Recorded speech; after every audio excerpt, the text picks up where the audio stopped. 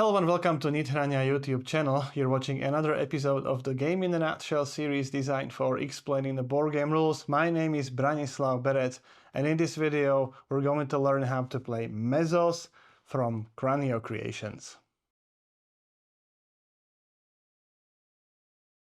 To set the game up, first prepare these offer tiles.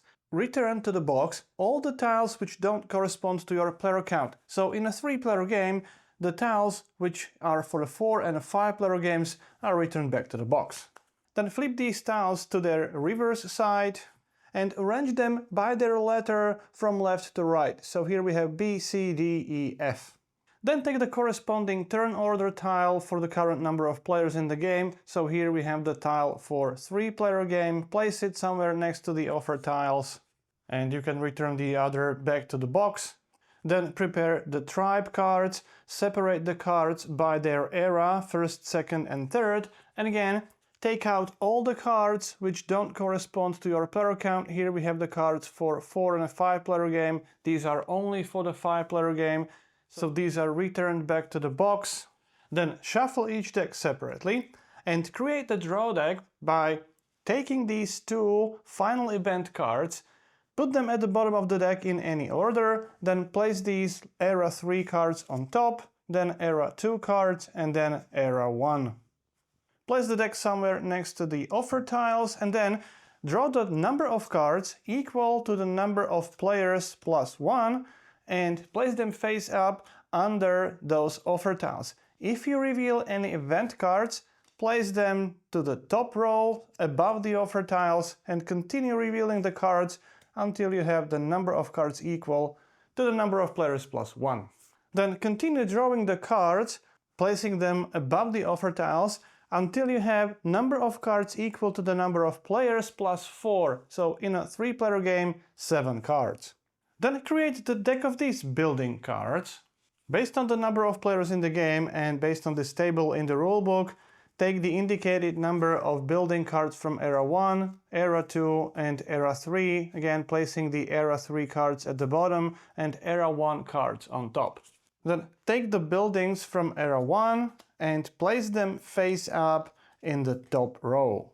Then each player takes 1 totem pawn, then randomly place these totem pawns on this turn order tile, and the first player in the turn order receives 2 foot tokens, second and third receive 3 foot tokens, and potentially 4th and 5th player receive 4 foot tokens. In Mesos, players are leaders of an ancient tribe.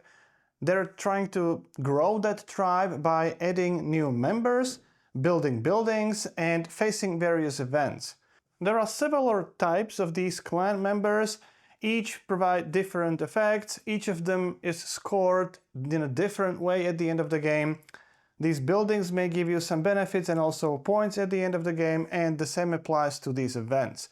The goal of the game is to become the most famous tribe by scoring most victory points. The game is played over 10 rounds until this tribe deck is depleted, and each round, in this turn order, players will place their totem pawns on these offer tiles.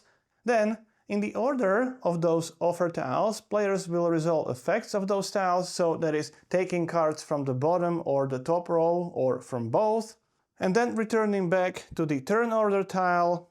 At the end of the round, the cards in the bottom row will be discarded. If there are any events, they will be resolved. Cards from the top row will go to the bottom row, and then new cards will be drawn to the top row. This will be repeated 10 times, and then at the end of the game you will score all your clan members, all your buildings, and then the player with the most points is the winner. So at the start of each round, following this turn order, each player places their totem pawn on any empty space on the offering tiles. Once this is done, players will resolve effects of those offer tiles. Only in a 5-player game, the first offer tile gives you 3 foot tokens, and that's it. On all other offer tiles, there is a symbol or symbols which indicate that you can take a card from the bottom row or from the top row. If there are two symbols like here, you can take two cards from the bottom row. On this one you can take one card from the bottom row and one card from the top row, and so on. These offer tiles are resolved from left to right, so red player goes first, then blue, and then yellow. After you resolve the tile, in this case, the red player must take one card from the bottom row, let's say this one. Move your pawn back to the turn order tile. If you place your pawn to this space, you receive 2 foot tokens. If you place it to the last space, you either must pay a foot token, or if you don't have a foot token, then you lose 2 prestige points. So let's say red player goes here and receives 2 foot tokens. Then it's the blue player's turn again. They must take 2 cards from the bottom row. In case the bottom row is empty, which may happen, for example, in a 5-player game, if you can take 2 cards and there's only one available, then you forfeit the other one. Again, after resolving the tile, the blue player moves the totem pawn to the turn order tile. If you can take the cards from the bottom row and the top row, you can choose in which order you take them. When taking the cards, you can take the clan member cards, you can take buildings, but you have to pay food tokens for those buildings, but you can never take these event cards. So let's say the yellow player takes this card, and after you take the cards, place them in your play area, and it's good to group them by their color. One note about buildings: in order to buy the building, you have to pay the food tokens shown in the top left-hand corner of the card, minus any discounts you have from builders. And each building gives you a certain number of victory points at the end of the game. When you buy the building, place it somewhere in your play area, and you can find a description of all these effects at the end of the rulebook. Now, the yellow player must move the pawn to the last space on the turn order tile, which means the yellow player must pay the foot token. You cannot choose not to pay the foot token. If you have them, you must pay. Only in case you don't have that foot token, you receive 2 negative victory points as the penalty. So that's it, that's the end of the round. Now, if there are any event cards, these type of cards in the bottom row, they will be resolved. Then all the event cards and clan cards in the bottom row will be discarded. And then all the clan and event cards from the top row will be moved to the bottom row. Don't move the buildings, they are only moved at the end of the era. Then draw the cards from the top of the deck and place them above the offer tiles until there are the number of cards equal to the number of players plus 4. So in a 3-player game, 7 cards. Now, before we move any further, let me explain the effects of all these clan members. These are builders. Builders give you discount in food when you build buildings. The discount is cumulative, so these 2 builders give you a total discount of 3 food tokens when you build a building. So, for example, if you want to build this building, instead of paying 5 food tokens, you can only spend 2 food tokens. In addition, each builder gives you a certain number of prestige points or victory points at the end of the game. Then these are gatherers. During this sustenance event, when you have to pay 1 food for each of your clan member, each gatherer gives you a discount of 3 food tokens. So in this example, for both of these gatherers, you have to pay 6 food tokens less in total. Inventors score victory points at the end of the game. You multiply the number of these inventors by the number of unique inventor symbols. So here we have 4 inventors and 1, 2, 3 unique symbols, because these are the same.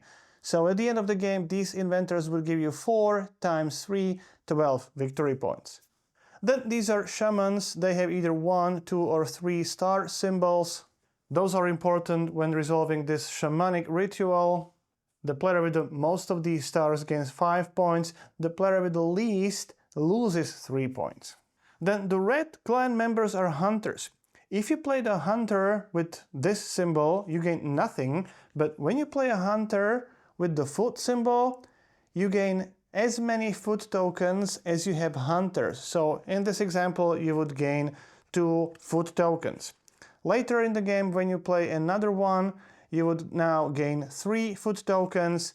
If you play again another one without that foot symbol, for this one you gain nothing. And finally, these yellow are artists. They give you victory points during the cave painting event, and at the end of the game, for each 2 artists, you score 10 victory points. Now let's go to these events.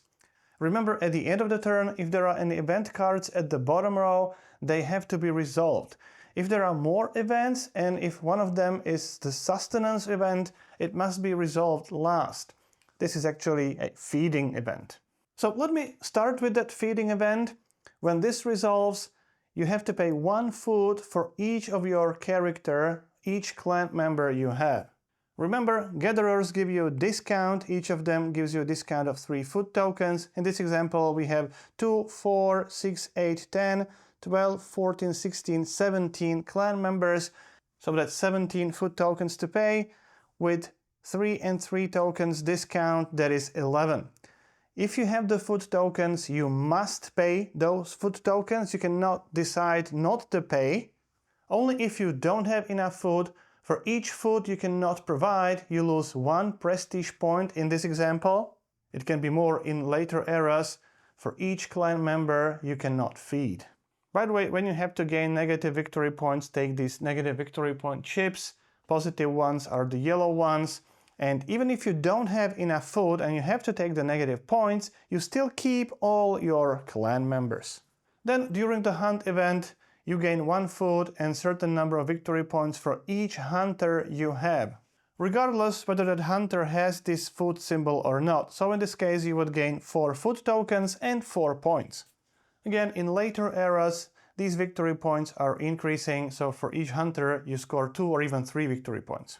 Then here we have the shamanic ritual. Again, if it is in the bottom row, the player with the highest number of these star symbols gains certain number of victory points. Here it's 5. The player with the least number loses 3 victory points. In case of a tie, all tied players gain or lose those victory points.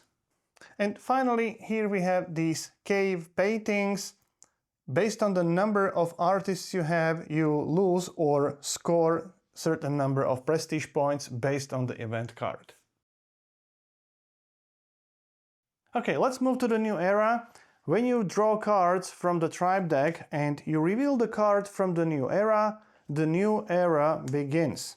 First of all, if there are any building cards from the previous era in the bottom row, discard those cards. This is not going to happen when you move from the first era to the second era. Then take all the building cards from the previous era from the top row and move them to the bottom row. And then reveal the building cards from the new era and place them in the top row. Then continue with the round as usual, so here we still need to draw 1 more tribe card. Remember, at the end of the round you only discard event cards and clan cards from the bottom row. Buildings stay in the bottom row. Buildings are discarded and new buildings are added only during the era change. At the end of the 10th round, when there are no cards in the tribe deck, after all players resolved their offer tiles and came back to the turn order tile, the game ends. Now resolve any visible events, not only the ones which are at the bottom row, but also the ones in the top row, again resolving the sustenance event as the last one. And in addition to the victory points you gained over the course of the game, add the victory points from all your builder cards, add victory points for your inventors. Again, as I said, number of inventors, so number of cards by the number of unique symbols. So here it's 4 cards by 3 different symbols. This is the same as this one. That is 12 victory points, 10 victory points for every 2 artists, and victory points from your buildings. Then the player with the most points is the winner. So that's how you play Mesos. If you have any questions or comments, I'll do my best to answer as many as I can. If you like the video, you can click the thank you button under the video. You can also support the channel on the Patreon page. You've been watching Game in a Nutshell. My name is Branislav Berec and hope to see you next time. I would like to thank everyone who has ever supported the channel, and especially the current supporters listed on this page. If you too would like to support the channel in creation of videos like this and other video tutorials and other content on this channel, please visit the patreon.com/Nithrania.